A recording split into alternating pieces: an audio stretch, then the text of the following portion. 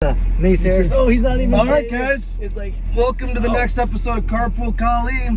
I'm springing this on you guys right now. oh shit. They don't even know what I'm going to ask them. I'm gonna turn on just so you can see me. Yeah. I got South Florida, Guro Jun right in the back. Actually, you got everybody from Florida here. Oh, we're missing Guro Jun. Guro Jun isn't with us right now. That's right. We could drive down the street and we could go see him. And the man driving is the man, the myth, the legend, Grandmaster Bram Frank. Right here. CSSD.com for his amazing knives. I got to throw that in there for Uncle Bram. And I have a question for both of you right now that I've not asked you ahead of time. You have no idea what I'm going to ask you. It could be controversial or something mundane. Let's go. Ready, set, 1, 2, 3. We are experiencing that. He likes to cause trouble. Hold on. Me cause trouble or him cause trouble? Because let's look at the past month. Trouble just kind of follows us around. But I'm solo. Maybe because I'm solo today. Maybe, trouble. If we're not having fun, why are we doing this? You know what I mean? Absolutely. This is actually not going to be that controversial. But in y'all's opinion, let's go this route. All right. Belinta Walk, Modern Arnis, you guys have both cross-trained other stuffs as well. In y'all's opinion, how do I form this question accurately? So southern. Would you believe he's Chinese? I'm to quote my father, I'm a Southern Chinaman. Southern where? I'm from Hong Kong. Yeah. So, oh no, the camera's falling over. But anyway, again, I just set this up as soon as I got in the car. Yeah. What are some of the firing around? What are some of the missing components or missing links in knife training that people overlook? Because every Filipino system, I think, does elements of knife training. I haven't done much of the Belinta Walk knife training, but my uncle is Bram Frank, who was basically the knife guy, one of the top knife guys on the planet. Yeah. So, from what you both have seen, what are things that are missing in that? Whoever can go first can go first. I'm gonna get Mr. Bram over here. Like, go ahead. I think most people. You are the expert of that. Don't know how to cut. Yep. And I just had a guy, thick as a brick, at the house, and I asked him, "Do you cook?" And he went, "Never." I said, "You never have cooked?" He goes, "No, I use a microwave. You know, I go to my job, I come home, my microwave, I go out to eat." And I said, "You've never used a knife in a kitchen?" And I'm like, and I look at people, and they do all this stuff in the air, like the people who used to kick in the air. Yep. And I go, "Have you ever kicked anything?" "Oh no, I practice in the air." "Did you ever hit anything with your sticks?" Which is, nowadays people, we hit bags, tires, whatever, we hit things. But the people who just do everything in the air have no idea of resistance.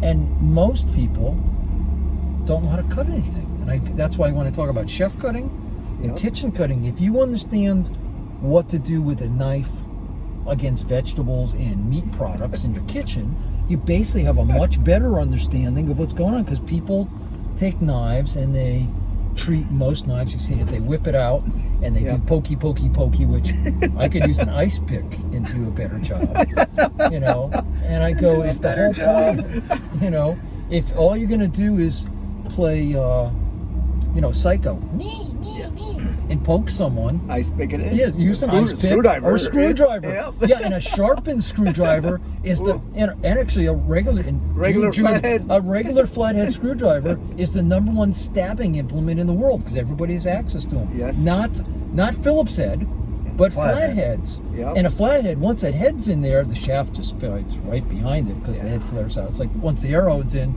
the shaft of the arrow goes in. So again, for me, the #1 thing is I don't think enough people cut things. And Graciela Casillas, to some people might know her as Grandmaster Graciela Casillas, the queen of martial arts type thing.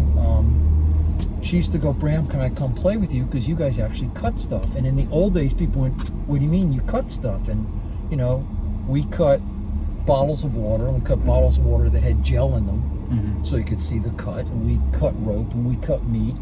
And eventually, I went to swim noodles because it's a clean, neat way to get the same resistance as human flesh. But you gotta cut. Yeah, you gotta cut stuff. And I look at people and go, if you don't understand, it's a matter separator. That it's a knife. Don't use it.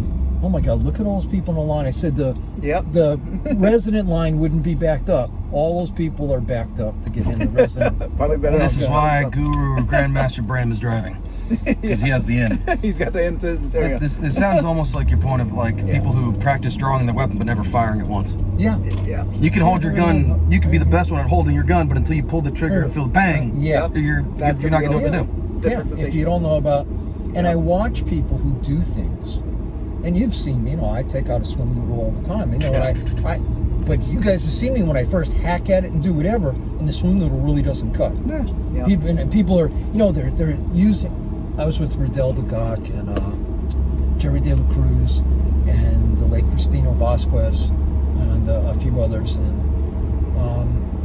this guy was out there with a training bolo and banging people, and Riddell leans over and goes, "Why is he using it like a stick?"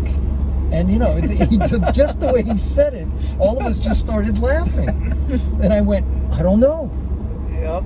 Because he knew his stick stuff, and the same myth I was taught originally: if you can do stick, you can do blade. You can do knife or a blade, and they don't work the same. And you've got a barong. Each blade shape speaks to itself of a little different, personal, that you need to do. That the attributes. Okay, they all got a blade. Well, some are chopping blades, some are So. Because we're on the road now. Oh, that doesn't matter. It doesn't affect me. If you want to have it on so they can see, it's okay. All right. Yeah. All right. Well, cops out there. They're not going to. I don't think they're going to say anything. All right. Anyway, continue on. Sorry. Yeah. So I just feel that how you actually use that matter separator, how you cut, the simplicity of cutting. Because if you don't know the basic fundamentals, all the fancy dance and technique stuff mean nothing if you don't know what to do when you get the tool to the target. I think for most people they just overcomplicate it. Yeah. I mean, it's just don't overthink it. You'll understand the tool. There's nothing totally different that we use a knife. It's just I mean, I guess for me growing up, we've been hacking at banana leaves, on the grass, bushes, or whatever with a freaking machete. Yeah, and I tell understand the trajectory. And I tell people, don't get in a fight with a gardener or someone who does yard work, old-fashioned yard work, because they may not know the system, they know but how to cut. They know how to cut. But they understand the blade. They've been cutting for 30 years. And if even as you said in the kitchen, basic knife understanding of blade trajectory, of how it works. I mean, those basic fundamentals, don't overthink it. It's just as simple as it is. That's really where it's at. I think I told you and Jesse when we were I had a group from Publix, the butchers, who wanted me to teach them. Yep. I said, "You guys know the basic fundamentals of this." And they go, "What do you mean? We're butchers." And I said, "Yeah, isn't that scary?" So when I showed them, they go, "Let me get this straight. You want us to do to people what we do all day long to meat?" I went, "Actually, yes." That's it. What it is. And they looked at me and go, "You're kidding." And some of them were a little uncoordinated to understand, different patterns and stuff. Yep. But once the actual cutting part, they had no problem with that, and they went, "Oh my God." I said, "Right, it's scary." And and overall, as you said, the tool does the work. If you understand the tool. So when you said what's the thing that most people, I think, miss out on, is most people miss out on, they don't cut things. They don't practice, and they don't make the association between cooking and garden work and tool work, and that they're learning what a blade does. Yeah, they think so they're overcomplicating the lack of simplification. Just I mean, what you really, said, I mean, and you understand too, especially like playing with knife and water. Well, I mean, I guess not everybody has played with knife and water, but we've got beaches, growing up in Samoa, so blade and stuff. You just understand that, hey, the minute that thing changes trajectory, if you have the wrong angle, that thing swings wild. Yeah, swings wild one way or the other. Yeah, and towards you potentially. Yeah. I mean, that's one of those things. You ever try chopping at water? Yeah. Just trying in there. I guess not everybody grew up in Samoa I did with the water. Now I want to go to my local water park and just bring knives and start hacking at the pools. Well, you're gonna get kicked out of a pool. But it'd be funny. I'm doing science, guys. It's okay. Because I grew up doing competitive swimming, lots of stuff you found out the water changed everything, and you had to learn to be one with it and sort of separate water. Otherwise, you can see the people who don't know how to swim because they're fighting it because it changes the direction of what you're doing.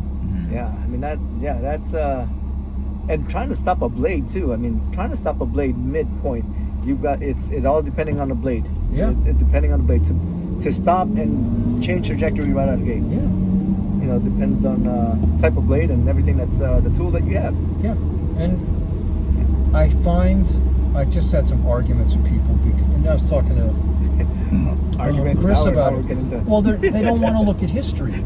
I said, if you look at the history of the development of matter separators of knives and swords and the progression of what the styles of the blades are and what they've done, some things are a cultural style. They have nothing to do with the effectiveness of a blade. Cultures determine what the blade will look like. Then there's people who, you got stuff where the blade reflects a simplicity of use, and people go, what's on? I said, well, you just got to look at all that, because understanding how the tool got there, as you were saying, and using it are two different things. And that's why a lot of styles of blades, of making them, are just part of historical context, and we don't use them anymore because they looked like, when we were looking at some of the stuff off the wall, and you're looking at different Chris's, and I'm like, they look cool, and they don't come from, the Far East. The Flamberge flame blades were all through, HEMA for a long, long time, and they look cool, and they're giving you these extra edges, but they don't hold up. For what most people want to. Not that you can't find an individual who make them work, and I'm like, Yeah, but that's just basic play, really. Basic play, not play martial arts wise, just play play with the tool. And that's why when I'm blessed that they call me the father of the modern training drone, and I'm so big on drones because I firmly believe. You mean these things right here? Yeah. CSSD.com. Yeah. Product placement. I'm always ready for that one. Good plug right there. Yeah. But again, if and we all know how we practice is what we do. And if you don't practice cutting, if you don't practice, we actually cut. I said, well, if you have a trainer drone and you practice the act of it, and understand the motion of it, then you can go back to cutting, vegetables or swim noodle, whatever you want. But you have to understand, as you were saying, the simplicity of the motion, which is the average worker, the average garden person using a machete or using any kind of garden tool with an edge to cut stuff. Also now understands the base, how to make sure that blade doesn't turn when I hit something. Because I remember the first time I tried to use, a small scythe, and I went, oh, that looks cool. Man, that thing caught in the grass. It almost cut my feet off. My grandfather was laughing, going, you have to let the blade and understand the arc. There's a weight. Scissors, if scissors are not aligned, people go, they have to. I said, no, they actually have to cross each other. If scissors, and they only cut at that one point, right where the blades meet each time, and it's moving down the scissors. The even a small blade aspect, trying to stab something with a small blade, if you stab incorrectly, you're stopping that blade and running your hand right into that blade. Who's done that, right? Growing up, I've been blessed to still keep my fingers. Let's just say that. Well, I think I might have told you guys. There was a guy demonstrating. He took one of the early Benchmades, and he snapped it open, and he's showing stabbing here. So then he made a target, and like a mannequin, and put meat on it, and a rack of ribs, and put a shirt on it. And as he's getting ready to do this and film it, I'm thinking, like, this is going to be a disaster. And he flicks it open and stabs, and he slides. It hits the bone, it stops because it doesn't. Obviously, it's not going through the ribs. And he slides onto the blade, and on film, as he's trying to show off how cool it is, there's blood flying everywhere, and I'm like, well, there you go. And he starts screaming, "Oh my God, I've cut myself!" I'm like, no kidding. You don't say that on camera. You play it off. You see, that's the blood from the meat I just stabbed. This was this is one of those, like, oh my God, did I screw up? And the locking mechanism. Growing up, I'm a young kid.